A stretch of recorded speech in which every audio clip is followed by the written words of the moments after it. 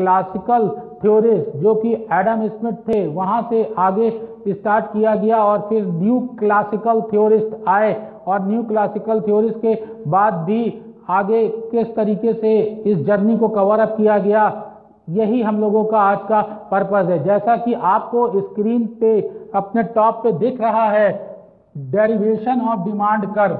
आप कहेंगे सर इसमें क्या है, demand curve derivation left to right downward होता है, सिंपल सा एक हम इस तरीके से ले लेंगे, एक वाई एक्सेस और एक एक्स एक्सेस ले लेंगे और अगर सब नॉर्मल कंडीशन है this is the demand curve, या फिर अगर ऐसे नहीं करना चाहते तो हम इस तरीके डिमांड कर्व कह सकते हैं। अगर ये आपको पता है तो मेरे लिए काम बहुत ही आसान हो जाता है कि आपके दिमाग में ये बैठा हुआ है लेफ्ट टू राइट डाउनवर्ड। हम यहाँ पर ये बेसिक बात नहीं करने जा रहे, मीन्स हम एक एडवांस स्टेज की बात करने के लिए जा रहे हैं। जैसा आपको यहाँ बोर्ड पर दिख रहा है उसी पर ही बात करते हैं कि हम इस कर्व और फंक्शन की बात करेंगे थ्रू कार्डिनल और ऑर्डिनल थ्योरी। दो थ्योरी जनरली दिमाग में आती हैं और एक थर्ड और थ्योरी है जो इसके बाद आई जिसको हम रिवील्ड प्रेफरेंस थ्योरी कहते हैं। ये पूरा लेक्चर रिवील्ड थ्योरी को कवर अप नहीं करता है, हम यहाँ पर ऑर्डिनल और कार्डिनल को ही कवर अप करते हैं। यहाँ पर देखिए कार्डिनल अप्रोच और ऑर्डिनल अप्रोच, ताकि आपका समय कम से कम लगे इसके लिए मैंने ऑलरेडी यहाँ पर लिख रखा है। तो कार्डिनल और ऑर्डिनल को समझते हुए देखिए कि डिफरेंस क्या है बेसिकली, कि जब कार्डिनल की बात हो रही है तो एक क्वांटिटेटिव नेचर में बात करता है, मीन्स किसकी बात करता है, न्यूमेरिकल नेचर की, जिसको न्यूमेरिक वे से प्रेजेंट किया जा सके। ये माना जा रहा है कि इतना आपको पता है। साथ में ऑर्डिनल क्वालिटेटिव है जो कि रैंक के बिहाफ पे काम करता है, ये जूनियर लेवल पे इतना आप कर चुके हैं, ये हम मान रहे हैं। तो क्या मान रहे हैं वो आपको बता रहे हैं और क्या आपको करवाना है ये मेरी बताने की यहाँ पर आपको कोशिश है। तो एक बार समझ लीजिए कि कार्डिनल जो कि यहाँ पर आपको दे रखा है, इस कार्डिनल अप्रोच किसने दी, कब आई और थोड़ा सा क्या क्या इसमें पॉइंट है जो उम्मीद रखी जाती है कि आप डिमांड कर्व को ड्राइव करते समय जानते होंगे। इस टाइम पीरियड में जब कार्डिनल थ्योरी आई तब न्यू क्लासिकल इकोनॉमिक्स का टाइम चल रहा था। न्यू क्लासिकल से पहले क्लासिकल थ्योरी थी, जिस समय एडम स्मिथ का टाइम चल रहा था। एडम स्मिथ को हम लोग पढ़ते हैं। इस कार्डिनल थ्योरी ने इस एडम स्मिथ की जो थ्योरी थी उसको डिनाई किया और उसके बिहाफ पर यूटिलिटी को लेकर के आए और यूटिलिटी टर्म फिशर ने दिया। कार्डिनल थ्योरी के फेवर में पीगू और मार्शल भी हैं, जैसा कि आप लोग को बेसिक नॉलेज होनी चाहिए। अब यूटिलिटी टर्म जो फिशर ने इंट्रोड्यूस किया, यही पूरा का पूरा एक टर्म है जिसमें मनी की यूटिलिटी कांस्टेंट रख करके एक्सप्लेनेशन दिया गया। घबराइए नहीं, अभी आगे इस कर्व को कैसे डिफाइन करेंगे वो बता रहे हैं, मगर आपको जो बेसिक नॉलेज है ये एज्यूम करके चल रहे हैं कि इतना पता होगा। आफ्टर देन हम आते हैं, यूटिलिटी जो है वो टू पार्ट्स में डिवाइड है, टोटल यूटिलिटी और मार्जिनल यूटिलिटी। अब आपको एहसास हो रहा होगा, हाँ टोटल यूटिलिटी और मार्जिनल यूटिलिटी हमने कहीं ना कहीं पढ़ा हुआ है, सेम वही बात है, उसी नॉलेज के ही ऊपर बात होनी है, क्योंकि इतना टाइम इसके ऊपर हम लोग नहीं दे रहे हैं। तो टोटल यूटिलिटी मानते हैं कि आपको पता है, मार्जिनल यूटिलिटी आपको पता है। जब हम कार्डिनल से एक्सप्लेन करेंगे डिमांड कर्व को तो उसमें मार्जिनल यूटिलिटी एनालिसिस का ही प्रॉपर यूज होगा। तो मार्जिनल यूटिलिटी का कॉन्सेप्ट जिन लोगों का नहीं हो तो वो मेरा एक अनदर वीडियो जो मार्जिनल यूटिलिटी और टोटल यूटिलिटी के ऊपर है उसको देख लें, और साथ में मैंने पीडीएफ भी इसकी थ्योरी के लिए अटैच कर दिया है। अब मार्जिनल यूटिलिटी एनालिसिस के बेस पर ही हम लोग इसको डराइव करेंगे, और यहाँ पर जब हम लॉ ऑफ यूटिलिटी एनालिसिस की बात करते हैं मार्जिनल यूटिलिटी का ही कॉन्सेप्ट चलेगा, और जब इसमें लॉ की बात करेंगे तो बेटा वो टू लॉस पे बात होगी। एक ध्यान से देखिएगा, diminishing marginal utility, diminishing terminology आपने ऑलरेडी पहले पढ़ी हुई है, डिमिनिशिंग मार्जिनल यूटिलिटी और इक्वी मार्जिनल यूटिलिटी, इन दो लॉस को रख करके ही एक्सप्लेन करेंगे। ध्यान से समझिएगा मैं क्यों कह रहा हूं डिमिनिशिंग मार्जिनल यूटिलिटी, क्योंकि diminishing marginal utility single commodity के बेस के लिए बहुत ही ज़्यादा इंपॉर्टेंट हो जाती है, और ये इसके कीवर्ड्स हैं। जब भी डिमिनिशिंग मार्जिनल यूटिलिटी की बात आए, जिसको हम लोग बोलेंगे DMU, जब इसकी हम बात करें तो जैसे ही DMU की बात आए तो इसका मतलब है कार्डिनल की बात कर रहे हैं, ऑर्डिनल की बात नहीं हो रही। ऑर्डिनल में DMU ना यूज हो करके वहां MRS यूज होता है। ये अभी पहुंचूंगा मैं इस पे, MRS, वहां पर MRS कॉन्सेप्ट लगभग एक जैसा ही आपको लगेगा, but this is the key word. इसको अपने जहन में बैठा करके चलिए। हम DMU की बात करेंगे और इक्वी मार्जिनल यूटिलिटी की बात करेंगे जब सिंगल कमोडिटी से ज्यादा होता है। ऐसी कंडीशन में हमारे पास कंज्यूमर इक्विलिब्रियम देखना है, वही यहाँ पर लिखा है। अंडर सिंगल कमोडिटी केस हम लोग करेंगे, अंडर हम लोग मल्टीपल कमोडिटी केस करेंगे, और उसमें हम लगाएंगे डिमिनिशिंग मार्जिनल यूटिलिटी को और इक्वी मार्जिनल यूटिलिटी को, और सब यही कर्व ही डराइव करना है। मगर ये कर्व जो आपने डिमांड शेड्यूल से जूनियर क्लास में जूनियर लेवल में पढ़ा था वो नहीं है, कर्व वही है, मगर इसकी जो मार्जिनल यूटिलिटी की ड्राइविंग है वो आपको यहाँ सीखनी है कि मार्जिनल से कैसे आया, मतलब कार्डिनल से कैसे आया, और फिर किस तरीके से ऑर्डिनल के ऊपर आएगा।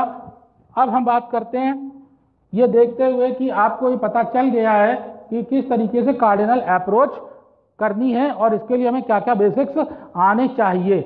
आफ्टर देन जब कार्डिनल के बाद हम ऑर्डिनल पे आएंगे तो ऑर्डिनल पर आते समय ध्यान देना होगा हमको कि कार्डिनल के कुछ ड्रॉबैक्स होंगे, जैसा मैंने यहाँ बोर्ड के ऊपर लिखा हुआ है। हम उन ड्रॉबैक्स को भी कवर अप करेंगे। जब ड्रॉबैक्स हैं तभी हमारे पास ऑर्डिनल आई। अब हम इधर की तरफ देखते हैं ऑर्डिनल के लिए। ऑर्डिनल सबसे पहले एडवर्ड ने रिकॉग्नाइज किया, ऑर्डिनल का टोटल बेस रैंक है, ऑर्डिनल का टोटल बेस रैंक है और कार्डिनल का टोटल बेस यूटिल्स है। इतना दिमाग में आपको रखना होता है। जब रैंक के ऊपर हम लोग काम करेंगे तो इसके पहले ये भी जान लें कि इसमें रैंक में है क्या। बहुत ही पहचाना हुआ वर्ड आपके सामने आ रहा है, इंडिफरेंस कर्व। वही इंडिफरेंस कर्व से इंडिफरेंस एनालिसिस बनेगा। इसको ऑलरेडी वर्ल्ड की अलग अलग कंट्रीज के, British country, Italian, Russian, British में जॉनसन, इटालियन में परेटो, रशियन में स्लट्सकी, इन लोगों ने ऑलरेडी रिकॉग्नाइज किया था।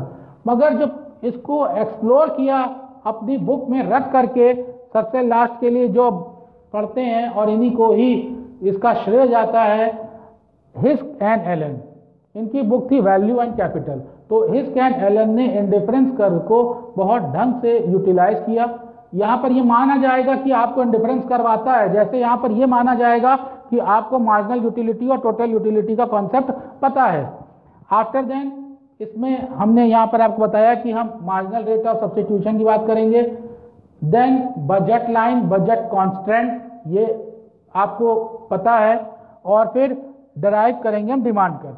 और जब डिमांड कर्व हम डराइव करेंगे तो यहाँ पर नॉर्मल गुड्स की सिचुएशन में किस तरह डिफरेंस का वर्क करेगा ये सीखेंगे, गिवन गुड्स के बेस पर किस तरह वर्क करेगा ये सीखेंगे। समरी में मैं आपको बता दे रहा हूँ कि इसको जानने के लिए क्या आपको आना जरूरी है, बेसिक्स।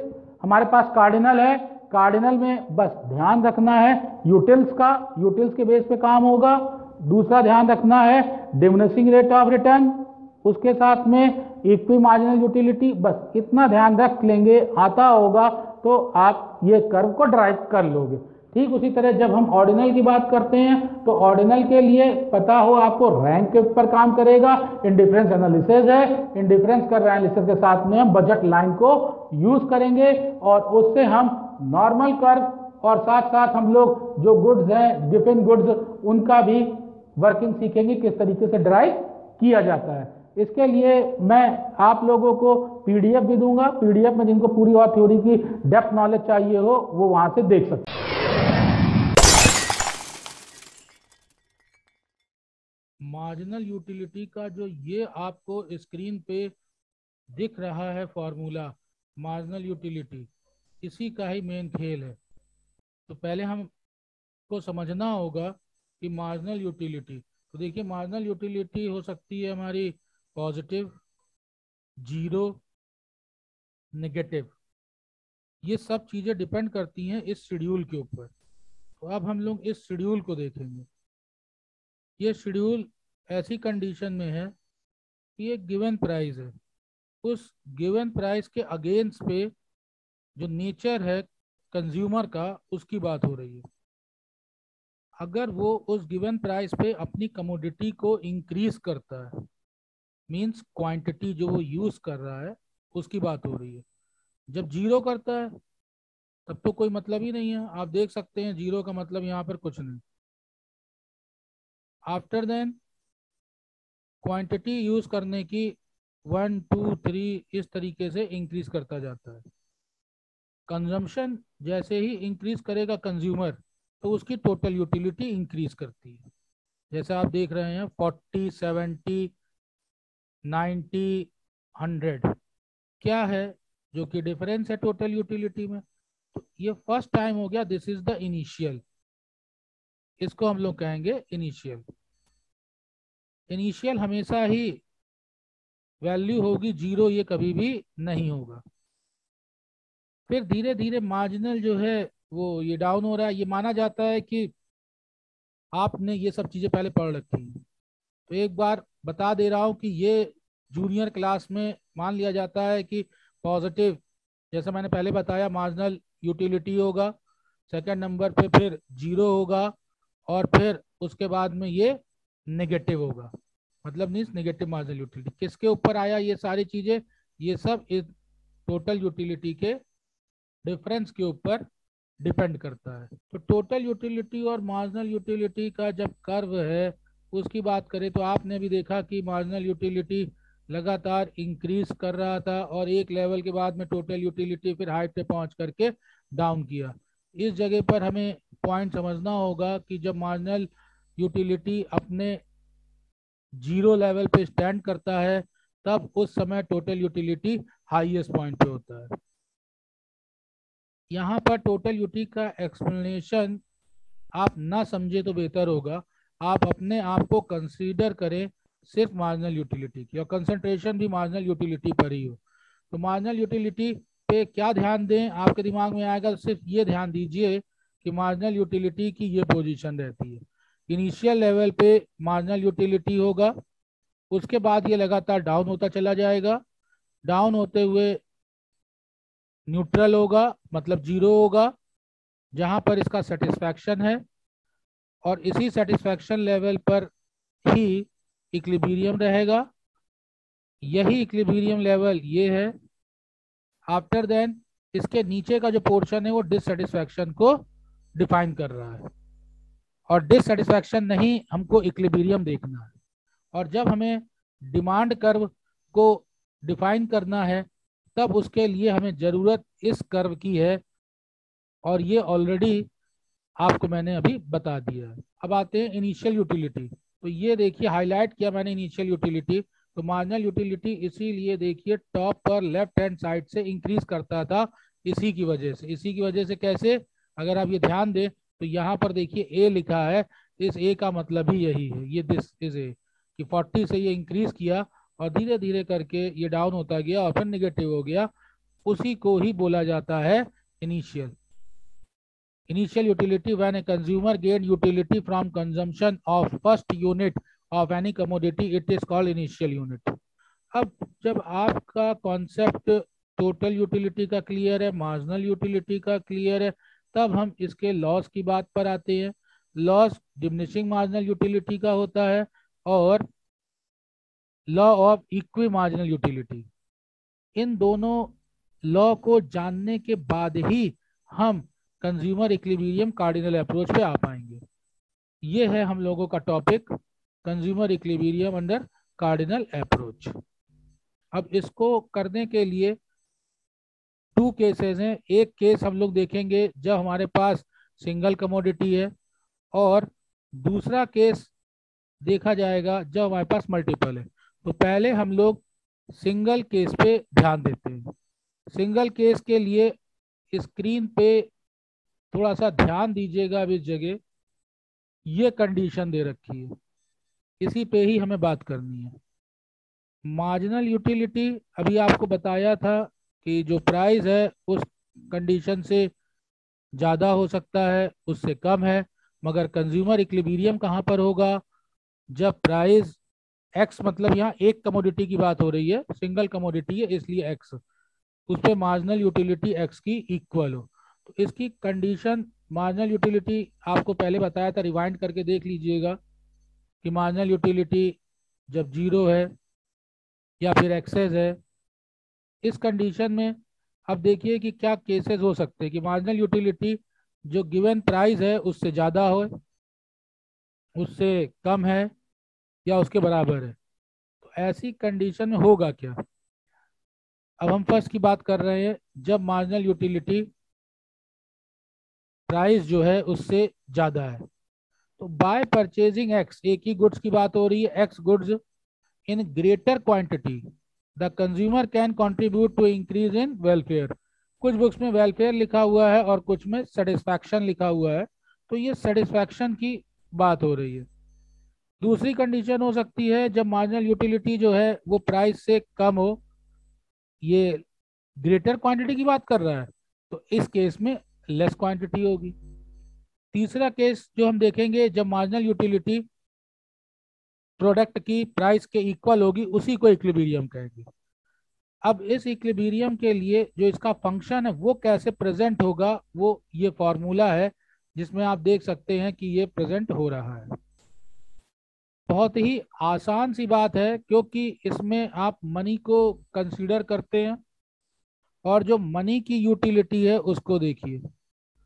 ये मनी की यूटिलिटी है, प्रिंसिपल है, यहाँ पर एग्जम्पशन है कि utility of money is always constant, वो हमेशा वन होता है।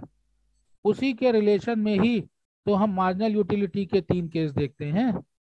जब मार्जिनल यूटिलिटी ग्रेटर होता है इससे, जब मार्जिनल यूटिलिटी इक्वल होता है, तो जो इक्वल है इसी पर ही इक्विलिब्रियम होगा। ग्राफ के थ्रू हेडिंग जैसे कि आपको दिख रही होगी, फिगर 2 है ये फिगर 2 जो पीडीएफ नोट्स हैं उसमें है। कंज्यूमर इक्विलिब्रियम हम बात कर रहे हैं सिंगल कमोडिटी के केस में। तो अब ये गिवन प्राइस की बात हो रही है और ये वाई एक्सेस पे मार्जिनल की, ये हमारे पास वाई एक्सेस है। वाई एक्सेस पर हमने इनको रखा, प्राइस मार्जिनल यूटिलिटी, और एक्स एक्सेस पे इसकी क्वांटिटी को रखा।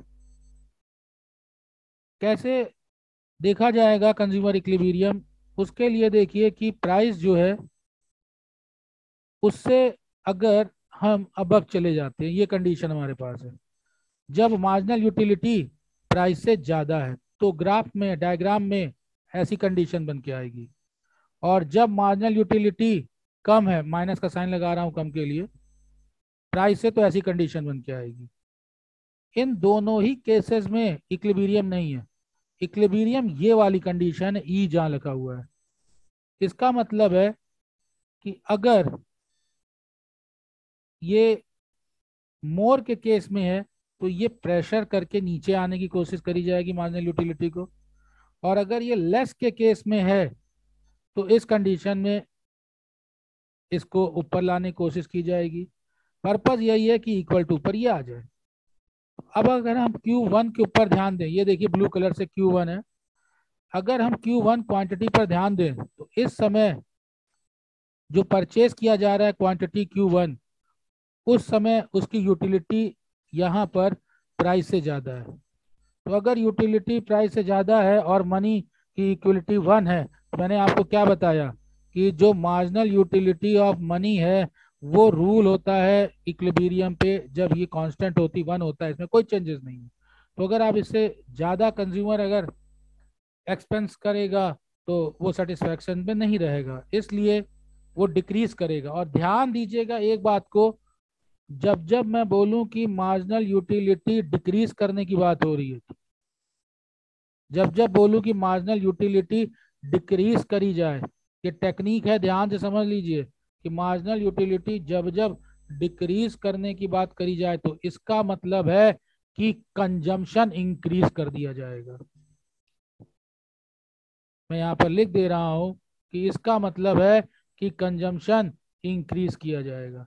सर ये आप क्या कह रहे हैं, ये तो बड़ा अजीब सी बात हो गई कि मार्जिनल यूटिलिटी अगर डिक्रीज करना है तो कंजम्पशन इंक्रीज करना पड़ेगा। देखिए मैंने इसको रेड पे भी हाईलाइट कर दिया है, फिर से आपको बता दे रहा हूँ कि अगर ऐसी कंडीशन हो जब आप आंसर लिखते समय अपने मार्जिनल यूटिलिटी को डिक्रीज की कंडीशन में लाना चाहते हो तो अपने आंसर के एक्सप्लेनेशन में आप कंजम्पशन को हमेशा इंक्रीज करिएगा, हमेशा इंक्रीज करिएगा।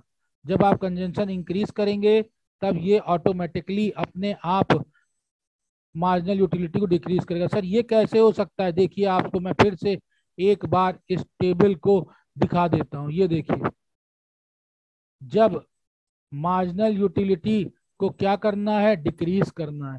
ये देखिए मार्जिनल यूटिलिटी डिक्रीज हो रहा है कि नहीं हो रहा है? आप कहेंगे हाँ हो रहा है। तो जब मार्जिनल यूटिलिटी डिक्रीज हो रहा है तो कंजम्पशन इंक्रीज हो रहा है कि नहीं हो रहा है? अच्छा, तो सर आप यही कह रहे थे कि क्वांटिटी जो कंज्यूम होगी उसमें और मार्जिनल यूटिलिटी में इनवर्स रिलेशन होता है।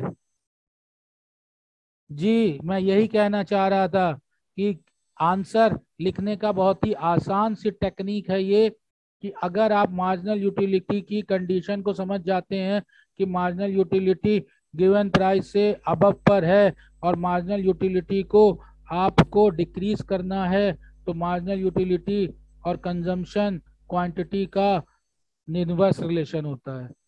क्वांटिटी कंजम्पशन बढ़ाते जाइए, मार्जिनल डिक्रीज करता जाएगा। और अगर ठीक इसका उल्टा करना है कि मार्जिनल यूटिलिटी कम है और आपको मार्जिनल यूटिलिटी को बढ़ाना है, तो ठीक उसका उल्टा करना शुरू कर दीजिए, कंजम्पशन को कम करिए।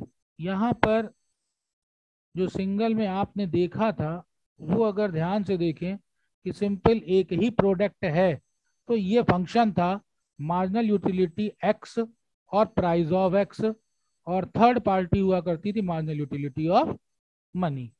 और marginal utility of money always stand as a one, इतना आप लोग जान चुके हैं। तो इस कंडीशन में अगर वन पे इक्विलिब्रियम है तो हम इस ही ऊपर वाले फॉर्मूले को ऐसे लिख सकते हैं। कैसे लिख सकते हैं? कुछ लोगों को दिक्कत हो रही हो तो मैं यहाँ पर इस बात को सीधे सीधे ही लिख देता हूँ। देखो बेटा, इक्वल टू के ये इधर है, तो अगर आपने मार्जिनल यूटिलिटी एक्स रखा है तो ये इसके बाद ये डिवाइड आ जाएगा। डिवाइड आने के लिए प्राइस ले लिया जाएगा और मार्जिनल यूटिलिटी ऑफ मनी को हम लोग ले लेंगे, और मार्जिनल यूटिलिटी ऑफ मनी के हिसाब से ये वन पे स्टैंड करेगा। ये तो बात हो गई किसकी? एक्स प्रोडक्ट की। आप समझ रहे होंगे। तो अब बात किसकी आती? वाई की। ठीक इसी तरह वाई को ही बना लेंगे। तो एक इक्वेशन हमारी हो गई ये वाली, जिसको कि वन लिखा है, और कुछ नहीं करना है, एक्स की जगह वाई लगा देना है, तो वाई की इक्वेशन रेडी हो जाएगी। अब जब हमारे पास एक्स और वाई दोनों की इक्वेशन रेडी हो जाए, तो अगर हम इन दोनों को कंबाइन करें तो ये देखिए इक्वेशन कुछ इस फॉर्म पे बन करके आती है। और जब इस फॉर्म पे बन करके आए तब फाइनल इक्वेशन हमारी ड्राफ्ट होगी, और फाइनल इक्वेशन ड्राफ्ट होकर के कुछ ऐसी बनेगी। Marginal utility X divide by price is equal to marginal utility Y divide by price Y. अब आप कहेंगे कि सर मनी तो इसमें कहाँ चली गई? तो अगर मैं फिर से आपको थोड़ा बताने की कोशिश करूं तो देखिएगा मनी क्या है कि ये कैंसिल हो गया है। कैसे कैंसिल हो गया? यहाँ तक हम लोग देखिए इजीली पहुंच गए थे। मैं मानता हूँ कि इतना आप लोगों को समझ में आ गया। अगर इतना समझ में आ गया तो इसके बाद जो मार्जिनल यूटिलिटी एक्स है उसको ले लिया जाए, divided by marginal utility Y आ जाएगा। क्यों वाई आ जाएगा? क्योंकि ये इक्वल टू के इस तरफ है, तो इसको हम लोग अपोजिट साइड लेकर के आ जाएंगे। अब रह क्या गया? प्राइस रह गया। किसका प्राइस रह गया? प्राइस एक्स का रह गया। और किसका प्राइस रह गया? वाई का रह गया। और बेसिक इक्वेशन में आपने देखा ही है कि मार्जिनल यूटिलिटी किसकी? एक्स की, डिवाइडेड बाई मार्जिनल यूटिलिटी किसकी? वाई की। तो ये हमारे पास टोटल कंप्लीट इक्वेशन बनती है। और जब एक ही समय में मार्जिनल यूटिलिटी जो दे रखी है, तो एक्स और वाई नाम से ना रिप्रेजेंट होकर के ये मनी की ऐसे रिप्रेजेंट होती है कि नहीं होती है? तो अगर ये मनी की ऐसे रिप्रेजेंट हो रही तो यहाँ पर देखिए ये दोनों को कैंसिल कर रहा है कि नहीं कर रहा है? तो अगर कैंसिल कर लिया गया तो कैंसिल कर लेने के बाद में हमारे पास खाली यही जो दे रखा है इक्वेशन बचेगी, और इस इक्वेशन से ये फाइनल इक्वेशन आपकी ड्राफ्ट हो जाती है। मैं चाहूंगा कि एक बार इसको कॉपी पर आप लोग रिवाइंड करके रिवाइज करके इस फंक्शन को, इस इक्वेशन को ड्राफ्ट करके जरूर देख लीजिएगा। मेन टारगेट की हम लोग बढ़ते हैं। अगर हमारे पास इक्वेशन रेडी हो गई है तब हम इससे डिमांड कर्व डराइव करेंगे।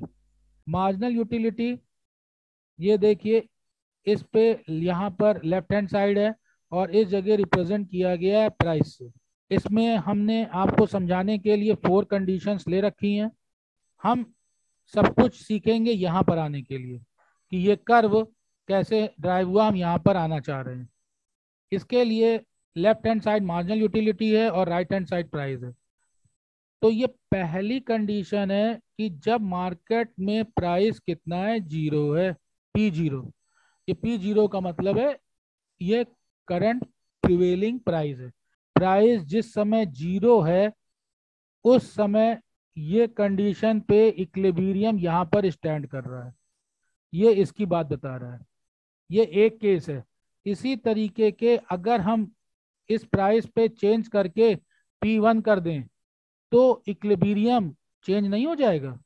अगर हम इसी को चेंज करके प्राइस 2 कर दें तो इक्विलिब्रियम फिर चेंज हो जाएगा। इसी को हम चेंज करके प्राइस 4 कर दें तो इक्विलिब्रियम चेंज होगा। क्यों चेंज होगा? क्योंकि प्राइस चेंज होने की वजह से marginal utility of product change हो जाएगी। इस गिवन प्राइस पर ये मार्जिनल यूटिलिटी है। मींस जो ग्राफ मैं आपको अभी अभी दिखा करके आया हूं वो एक प्राइस का एक मार्जिनल यूटिलिटी इक्विलिब्रियम है। तो यहां पर जब स्टैंड कर रहे हैं उस मार्जिनल यूटिलिटी पर ये एक इक्विलिब्रियम है। अब सपोज करते हैं कि प्राइस चेंज हो गया और प्राइस चेंज हुआ, मैं दूसरी इंक यूज कर रहा हूं, प्राइस चेंज होकर के अब हो गया P1। तो जैसे ही प्राइस P0 से P1 चेंज होगा तो उस जगह पर मार्जिनल यूटिलिटी भी तो चेंज होगी। और याद करिए मैंने क्या बताया था आपको कि इनवर्स रिलेशन रखेंगे। अब हमें मार्जिनल यूटिलिटी अगर ज्यादा हो रही है, क्योंकि यहाँ ज्यादा है, अब मार्जिनल यूटिलिटी को हमें क्या करना है, कम करना है। और मार्जिनल यूटिलिटी को हम जैसे ही कम करें तो क्या सिखाया था कि क्वांटिटी को इंक्रीज कर दें। तो जैसे ही मार्जिनल यूटिलिटी को क्वांटिटी को इंक्रीज करेंगे तो हमारा इक्विलिब्रियम चेंज हो जाएगा और हम दूसरे इक्विलिब्रियम पर आ जाएंगे। घबराइए नहीं, एक बार और करते हैं तो और बेहतर समझ में आएगा। फिर हम आते हैं प्राइस पे। तो प्राइस हमारा अब P1 से P2 होता है। मींस प्राइस देखो डिक्रीज हो रहा है। हमने पहले भी प्राइस डिक्रीज किया था, फिर सेकंड कंडीशन में भी प्राइस को डिक्रीज किया। तो जैसे जैसे प्राइस डिक्रीज होता जाए इक्विलिब्रियम बनाए रखने के लिए उसी तरीके से आप क्वांटिटी को इंक्रीज करते चले जाइए तो मार्जिनल यूटिलिटी बन जाएगी। मार्जिनल यूटिलिटी इसलिए कम करेंगे क्योंकि हमको इक्विलिब्रियम में पहुंचना है और इक्विलिब्रियम पर आने के लिए क्वांटिटी को बढ़ाना है। तो ये देखिए क्वांटिटी को बढ़ाया और इक्विलिब्रियम आ गया। ठीक इसी तरह से अब हम लोग फिर से चेंज करते हैं P3, मींस फिर से प्राइस डिक्रीज कर गए और जैसे ही प्राइस डिक्रीज करे तो मार्जिनल यूटिलिटी हमारी ज्यादा थी उसको कम करेंगे। मार्जिनल यूटिलिटी को कम करने की वजह से क्वांटिटी को हमको बढ़ाना पड़ेगा। क्वांटिटी बढ़ाएंगे तो हम इक्विलिब्रियम पर पहुंच जाएंगे। अब मैं लास्ट में आपको सबसे आसान भाषा में बता दे रहा हूं, इसमें स्टेप ध्यान दे लीजिए। सबसे पहले अपने आंसर को लिखते समय आप प्राइस के ऊपर मार्केट में ध्यान देंगे। प्राइस जो होगा वो मैं हिंदी में देखिए लिख रहा हूं, प्राइस मार्केट में कम। सर ज्यादा नहीं हो सकता है, मगर अभी हम कम के थ्रू चलेंगे। एक्सेस जब करेंगे तो हम अपोजिट काम करने लगेंगे। तो ये एक कंडीशन हुई मार्केट की, कौन सी? जब प्राइस कम हो गया। जैसे ही प्राइस कम होगा तो इसका मतलब ये है कि मार्जिनल यूटिलिटी जो हमारी एक्स प्रोडक्ट की थी वो मोर होगी, मतलब ज्यादा हो जाएगी। और जैसे ही मोर हमारे पास हो तो हमें मोर से क्या करना होता है, इसको कम करना होता है। तो मार्जिनल यूटिलिटी को कम करने के लिए हम क्या करेंगे, हम अपनी क्वांटिटी को इंक्रीज करेंगे, प्लस करेंगे। अच्छा सर, जैसे ही हम क्वांटिटी को इंक्रीज करेंगे तो क्या होगा? बस क्वांटिटी को इंक्रीज करते ही आप इक्विलिब्रियम पे, मतलब हमारा कंज्यूमर जो है वो इक्विलिब्रियम के ऊपर पहुंच जाएगा। अपने आंसर के एक्सप्लेनेशन में बस इन्हीं चीजों का आपको ध्यान रखना है जिसको मैंने रेड से हाईलाइट किया। बहुत ही आसान सा एक्सप्लेनेशन है। नंबर 1, आप अपने आंसर में प्राइस को कम करिए। जैसे ही प्राइस को कम करेंगे वैसे ही मार्जिनल यूटिलिटी, क्योंकि इक्विलिब्रियम पे थी, वो ज्यादा हो जाएगी। जैसे ही मार्जिनल यूटिलिटी ज्यादा हो तो नया इक्विलिब्रियम पाने के लिए क्वांटिटी का कंजम्पशन बढ़ाइए, पॉइंट नंबर 3। और क्वांटिटी का जैसे कंजम्पशन बढ़ाएंगे तो फिर आप इक्विलिब्रियम पे आ जाएंगे। यही पूरी स्टोरी P0 के केस से शुरू करिए। अपने आंसर को लिखते समय P1 पे ले आइए। जब P1 पे ले आइए फिर से अपने आंसर को P2 के लिए लिखिए और फिर से ये चारों स्टेप एक्सप्लेन कर दीजिए। और उसके बाद में फिर P3 पर आइए और फिर से चारों स्टेप एक्सप्लेन कर दीजिए। तो मैं समझता हूं कि ये उस सिचुएशन की बात कर रहा है जब प्राइस जो है वो मार्केट में डिक्रीज कर जाता है। सर फिर इंक्रीज, सर इंक्रीज क्या करेंगे? अरे भाई, अपने आंसर को आपको और इंक्रीज करना है तो आप प्राइस को ठीक उल्टा कर दीजिए। प्राइस को क्या करिए? इंक्रीज कर दीजिए। जैसे ही आपका प्राइस इंक्रीज होता है तो अब स्टेप सारे उल्टे कर दीजिए। अगर प्राइस कम की जगह ज्यादा होता है, इंक्रीज होता है, मतलब उल्टा हो रहा है, तो मार्जिनल यूटिलिटी कम आपको मिलने लगेगी। और मार्जिनल यूटिलिटी कम पे अगर स्टैंड कर रही होगी तो उसको ज्यादा पे करना है। तो क्या करोगे? क्वांटिटी को कम कंज्यूम करोगे, ये माइनस का साइन है, लेस। क्वांटिटी जब कम कंज्यूम करोगे तो इक्विलिब्रियम पहुंच जाओगे। ये सिंपल सा इक्विलिब्रियम लेवल है आपका। इसी को बोलते हैं derivation of demand curve. Finally यही आपको सीखना है। क्वेश्चन आपका डिमांड कर्व डेरिवेशन के ही ऊपर आता है। वीडियो कई बार स्टूडेंट्स कहते हैं बहुत लंबा हो जाता है, तो मैं अपनी बात को और इस वीडियो क्लास को यहीं पर ख़त्म कर रहा हूँ। सेकंड वीडियो में मैं एक्सप्लेन करूँगा आप लोगों के लिए ऑर्डिनल थ्योरी, उसका कॉन्सेप्ट। तो आप लोग इसको रिवाइज करिए, पढ़िए। मेरी तरफ से आप सभी लोग को बहुत बहुत शुभकामनाएं।